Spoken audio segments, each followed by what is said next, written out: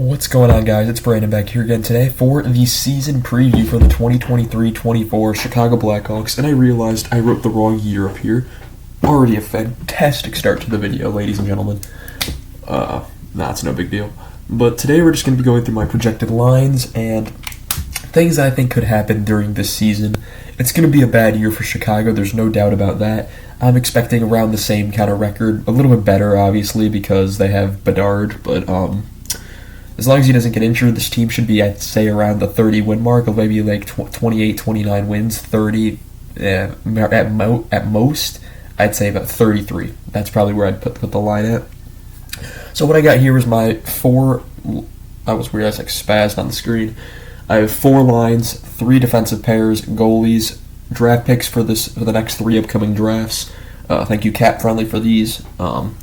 And then I got some potential fill-ins in case there's any injuries in the lineup, because every year there is injuries. It is an inevitability.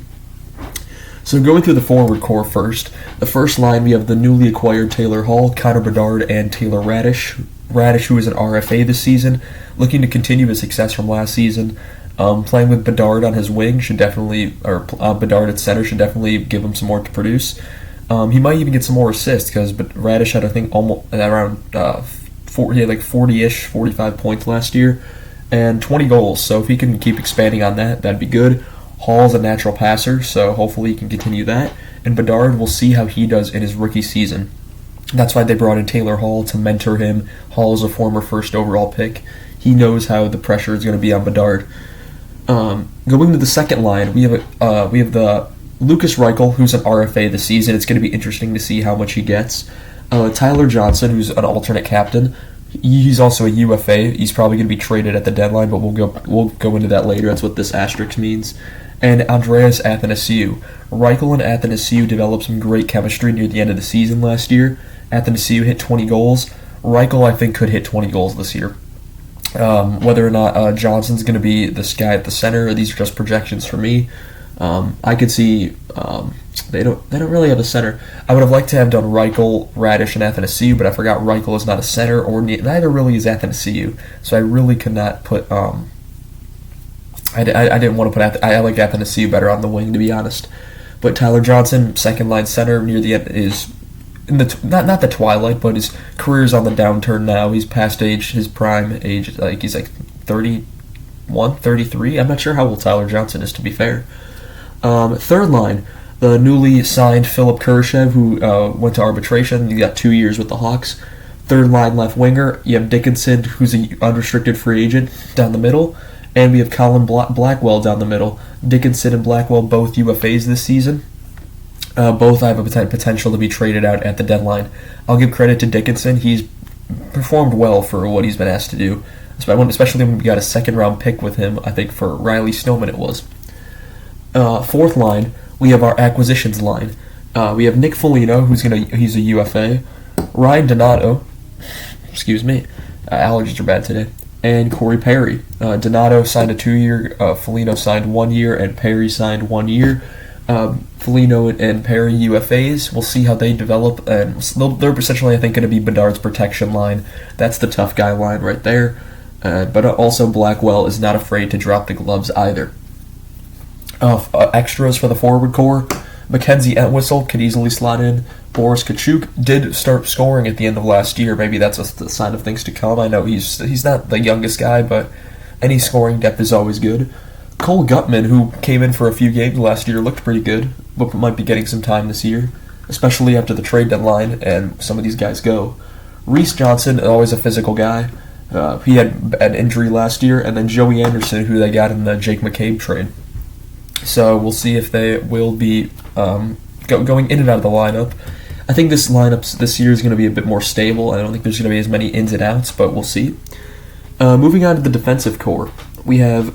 This is a long shot, but I really think we can see Kevin Korchinski opening night playing with Seth Jones on the first pair. He's either going to get another year in the AHL or he's going to make it to the majors. If he's able to get to the highest level, I don't think he'd play with Zaitsev. I don't think he'd play with Murphy. I think Seth Jones would be that kind of guy he'd need to play with to mentor him along. But yeah, Korchinski and Seth Jones. Seth Jones wearing an alternate captain. The Blackhawks announced they would have no captain this year. I should have said that already. But yeah, so we have 4 alternate captains: Tyler Johnson, Seth Jones, Connor Murphy, and almost said Nikita Zaitsev, but Jared Tenorti.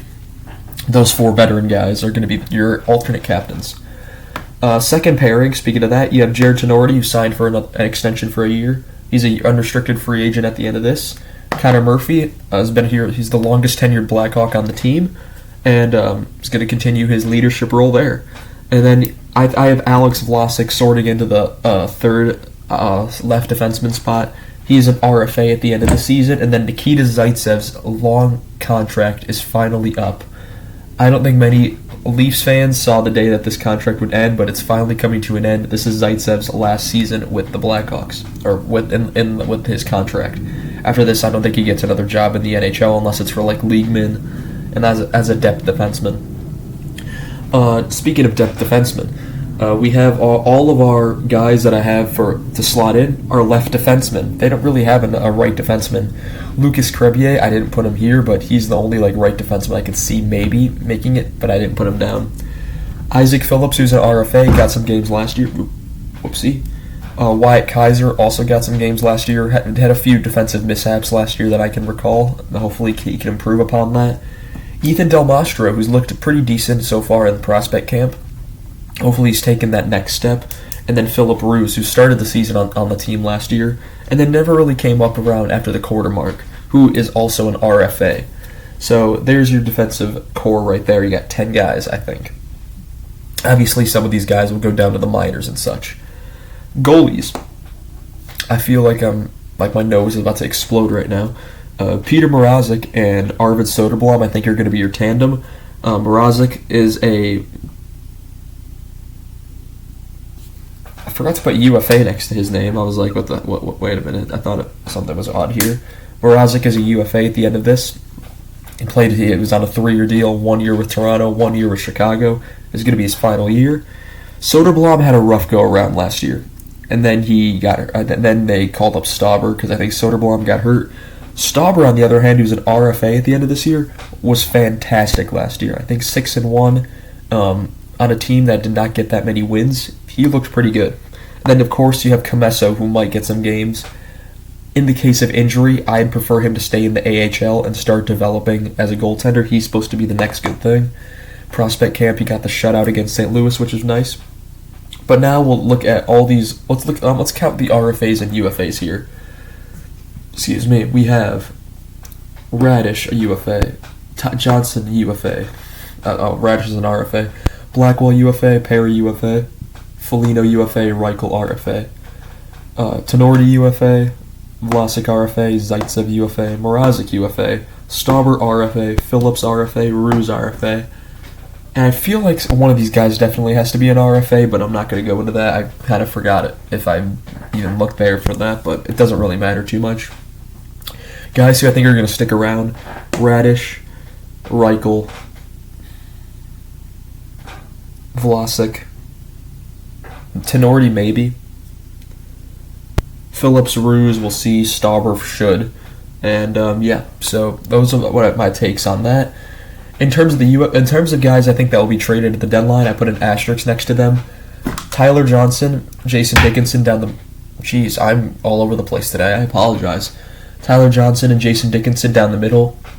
I'm not sure if they'll trade both or they'll just let the UFA stance run out, but if there's a want for them and get some draft picks, I'm fully in support of doing that, because then we have guys like Entwistle, Gutman, guys who can slot in down the middle. Blackwell, who's a UFA, he could be traded at the deadline. Perry and Foligno at retained salary, absolutely.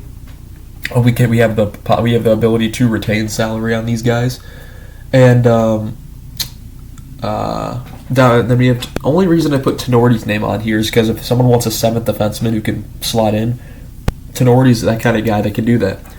I also put down Mrazek because I think it's possible that Soderblom and Stauber could take the rest of the season. If someone needs a backup goalie, or if someone has has some injuries with their goaltending, Mrazek could be a guy that gets sent to a team at the deadline for it. Other than that, there's not too many guys that I would see that could get traded at the deadline this year. a lot of the offset was last year. We're trading Patrick Kane, Jake McCabe, Sam Lafferty, all those guys. But also we got let's look at the draft picks for the next 3 years because of it. Next year we have 2 first-round picks, 3 second-round picks, 2/3, a fifth, and a sixth. In 2025, 2 first, 2 seconds, 1/3, 2 fourths, 1 sixth, and 1 seventh. 2026, 1 first, 3 seconds, 1/3, 2 fourths, 1 fifth, 6th, and 7th. So we are stockpiling draft picks. Combined so far, we have a total of, 5, 6, 7, and then 9. So we have 9, 4 plus 3 is 7, 9 again, and then 1, 4, 6, 8. So right there you have 26 draft picks over the course of 3 years. Not bad. And there's going to be more coming, and we know that. Now the question is, who is going to be the guy that takes... Will Bedard be the guy that leads this team going forward? Will he take the next step? Will Korchinski get in there? Will Soderblom, Stauber, Commesso, all of them start developing into good goaltenders so that we have kind of a goalie bonanza going on? Because in the case that we have, like, Soderblom and Stauber are both good, Comesso's going to be the starter eventually. So for now, it's like, let's say Mrazek is traded at the deadline, you have Soderblom and Stauber. Which one of those can, I'm not saying move on from them now, when Comesso's ready, which one are you going to move on from at that time? But yeah, that's really all I have for you guys today. Tell me down below your projections for this Blackhawks team. It's going to be another bad year, and if it isn't, I'll be greatly surprised. But we'll see how Connor Bedard, Kevin Korchinski, those are going to be the exciting names. Lucas Reichel, Taylor Radish are guys I'm also interested in, and how Taylor Hall will come to Chicago and work with. And we'll see how many of these guys move up and down the lineup and such. I want to thank you guys so much for watching, and I shall see you guys in the next one. Goodbye.